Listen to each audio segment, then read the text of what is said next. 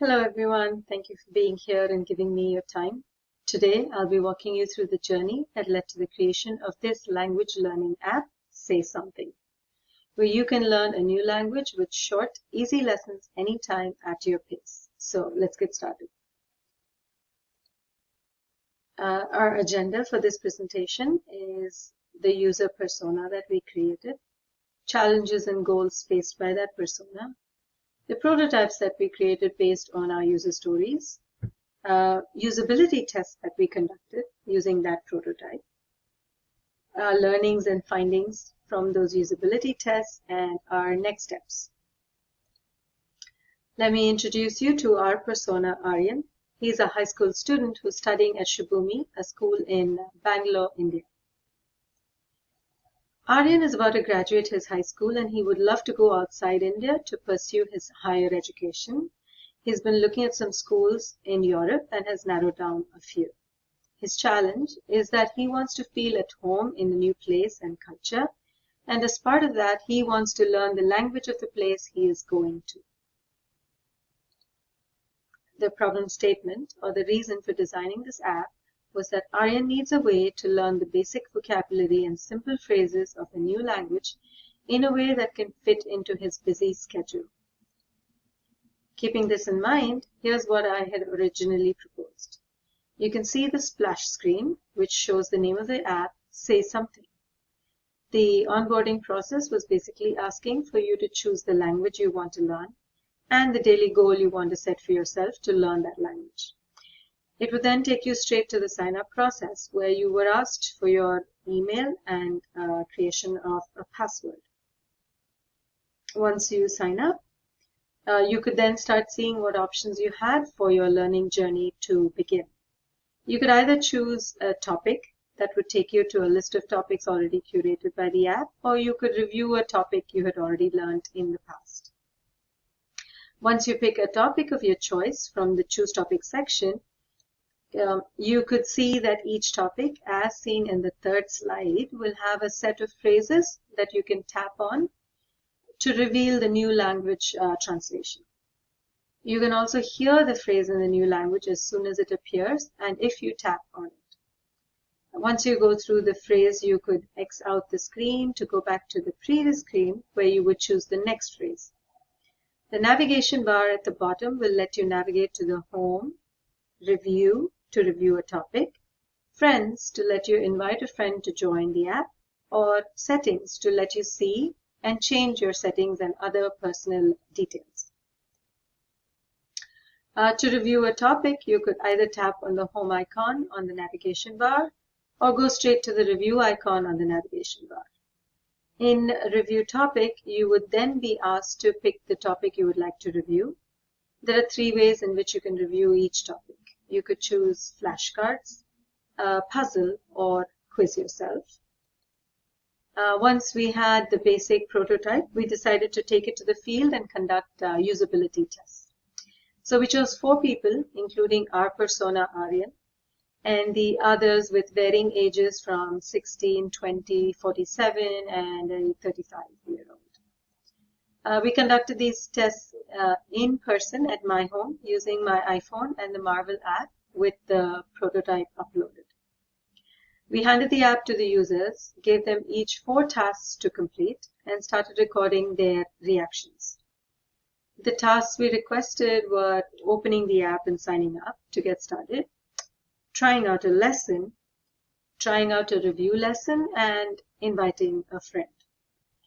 We then proceeded to organize our findings, separate the responses for each task, and rate the feedback given in relation to the release of the app using Jacob Nelson's framework for rating error severity. This would then help us prioritize the improvements that would make our release successful. So these were some of the observations and then the resulting recommendations that I made based on our usability tests.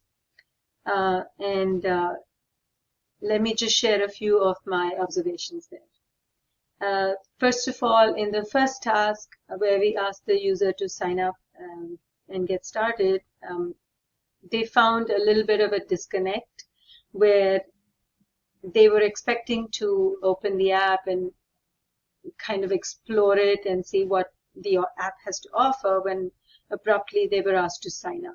So based on that feedback, the recommendation was that we would let the user try a whole lesson plan, and then they would be prompted to sign up and then choose their daily goals, etc. That way they've got a feel for how the app works, and then they can decide if they want to commit or not. The second feedback for the second task, which was to try a lesson, was that the topics that were given were too general. There was no way of deciding what kind of topic they were getting. Was it going to be too hard? Was it too easy?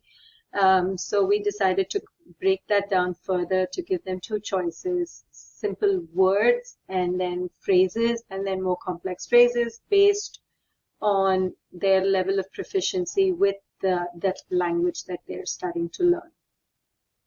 The third task we had given them was to review a lesson plan. So overall, the response for that was that they did enjoy it, but some of the review sessions were not as reinforcing as they would like it to be in order to retain the material that they had just absorbed. So based on that based on that observation, the recommendation I made was that maybe we can change the topic from just quizzing to maybe, have something more fun, like matching cards or matching words and phrases. So it's a more engaging activity to retain information that they had just learned. The last task that we had assigned to the user was to invite a friend to the app.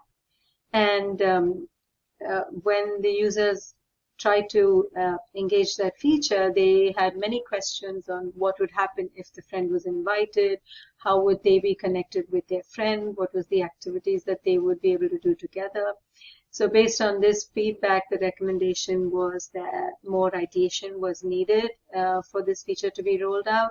And I decided that we would release this in the next enhancement and keep the release now just to the learning feature.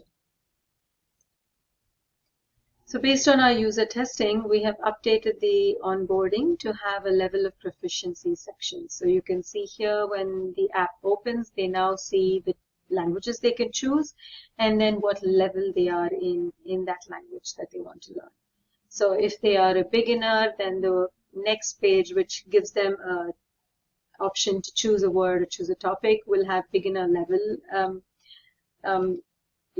vocabulary over there. And if they choose a second level, then accordingly those sections will show the right level of content for the user to be engaged in. We moved out the sign up to be later after they have experienced the whole lesson plan. So once they choose a word or choose a topic, then they will see the list of phrases or words that are in that category of that word that they've chosen. So they can go through the lesson plan.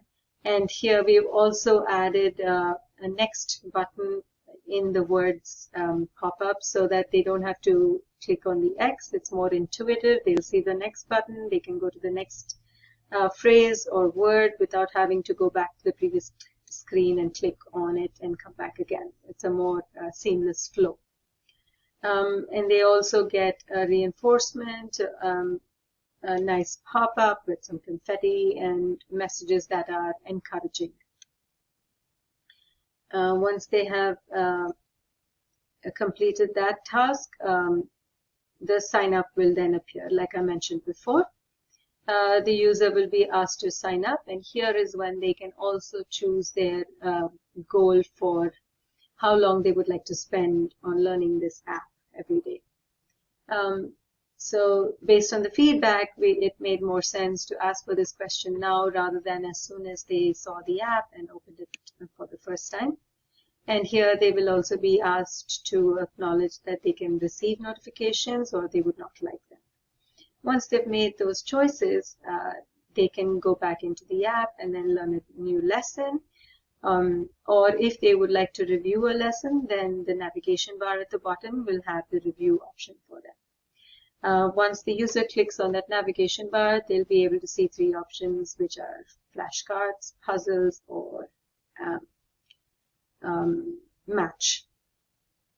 So the flashcards worked fine. The users enjoyed that, so I kept that the same. And then the puzzle also was something that they were happy with, so we kept it simple. They would just pick the words that match the English word on top, and if they got the right word, then they would hear a positive reinforcement, audible reinforcement, and also the word itself being repeated in audio. And if they did make an error, they would be prompted to try again. And then the last section we updated was match. This was basically phrases in English and the language that they are learning, and they would just need to match those phrases, and they would disappear once the match was made. So based on user feedback, we felt that that would be a more engaging way for reinforcing the language that they just learned. So our next steps and learnings are that user feedback is critical in improving design. For example, I realized that it's much better user experience to have them try out the whole lesson cycle before asking them to sign up. That way, the user does not feel pushed into committing before trying something. I also learned that if something is not well thought out, like inviting a friend feature, the users will definitely sense the muddiness. So it's important to ideate and design thoroughly and clearly and keep things simple. I'll continue to make improvements as mentioned above until I'm satisfied with the finished product and it's ready for launch. Thank you again for your time, and I look forward to presenting the final product to you soon.